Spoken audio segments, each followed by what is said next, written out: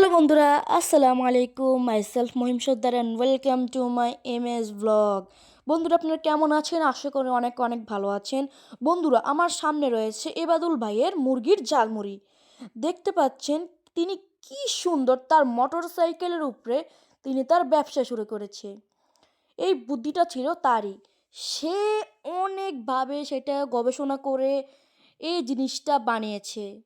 আসলে বাংলার মানুষের মাথায় বুদ্ধি থাকারই কথা, তাই জন্য তো আমাদের নাম বাঙালি। তিনি আসলে অনেক সুন্দর করে ঝালমুড়ি বানায়।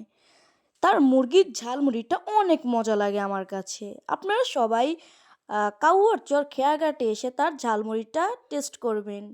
তিনি সবসময় বিকালবেলায় বসে এবং থাকতে পারে, কিন্তু আমি আজকে তাকে বিকালবেলায় এসে পেয়েছি। তার ঝালমুড়ির টেস্টটা অনেক মজা।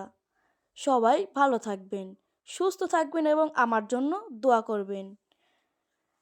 আমাকে সবাই সাপোর্ট করবেন যাতে আমি আরও সামনে এগোতে পারি।